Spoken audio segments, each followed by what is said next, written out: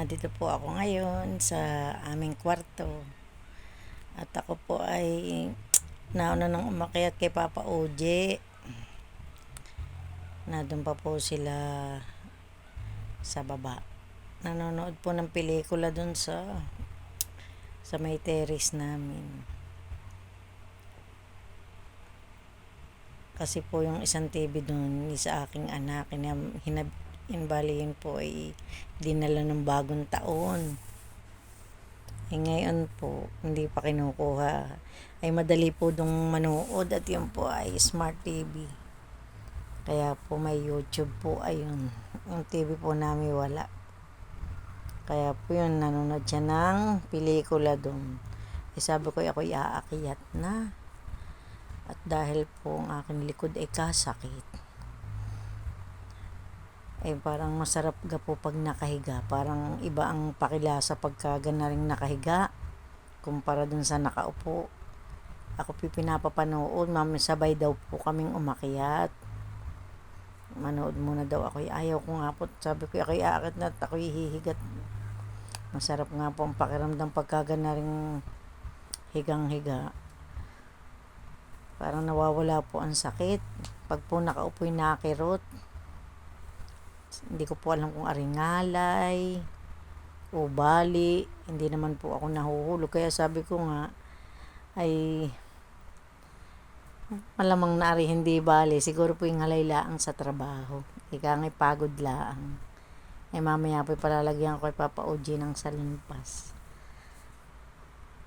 Pag hindi po ipinahinga, ito na yun na Kaya ako din po ayaw, hindi na rin nagbubukas ng TV. Ari, pag na rin na lang din papahipahinga. Aantayin po ang pag-akit ni Papa Oji. Si Benedict po, nadun pa rin. Pero hindi po yung nanonood ng nakaupo lang po nag-EML. Si Faith naman po yung nasa kanyang kwarto. Malimit po nasa kanyang kwarto si Faith.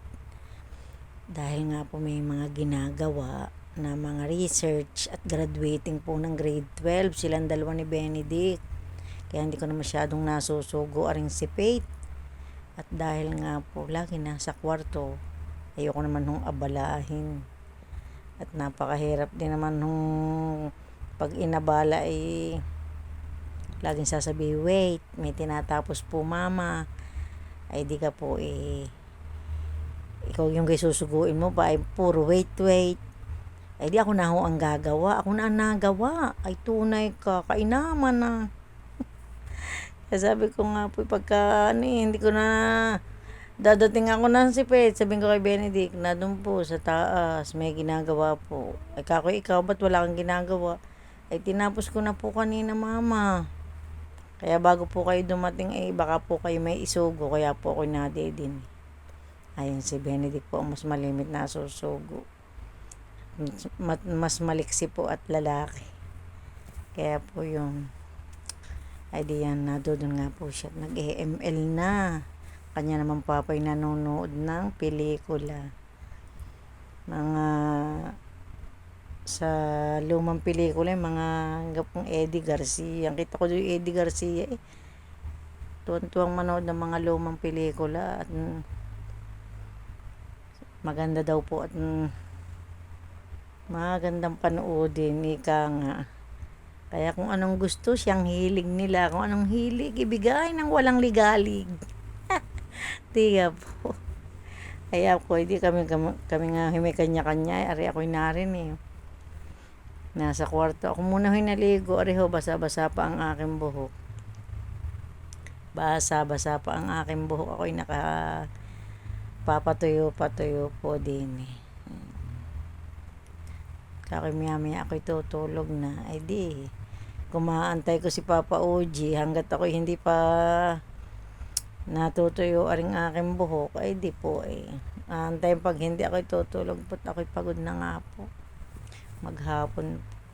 Pag po kasi OT dire-diretso ang trabaho kasi gusto mo agad matapos. Kaya po ako medyo parang haggard na haggard Ay, nako po, ika nga'y tiyaga-tiyaga laang po, may awa ang Diyos. Ika nga po, kaysa sa naman narinig sa bahay, ako po'y pag pinag-OOT, ako'y nag-OOT na at sayang nga po. Sayang po, kaysa nakarinig sa bahay, mainit din naman. Ay, iba-iba pa ho sa opisina at pagka naglilinis, may aircon, binubuksan ko ho ang aircon. Ay di pagkakatapos ay patayin na agad, papatayin ko na. Ay di hindi po sobrang banas. Sabi ko, magaling, gusto ko pang mag-OT at malamig-lamig.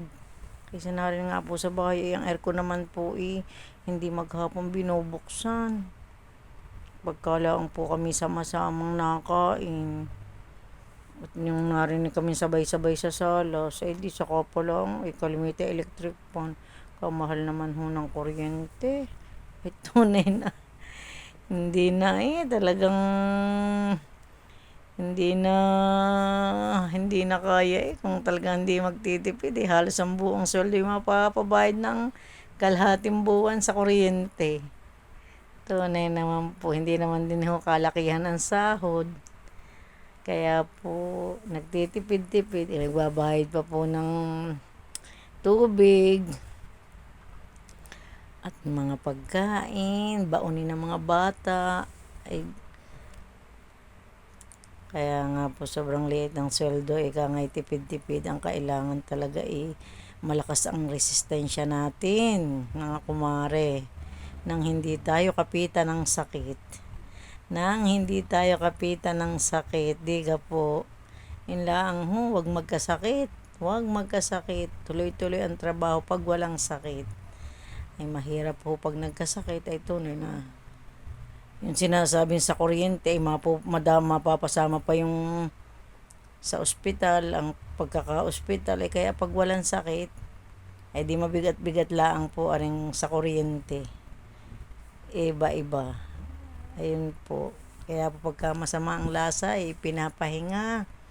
At dahil po, kinabukasan ay tatrabaho na uli.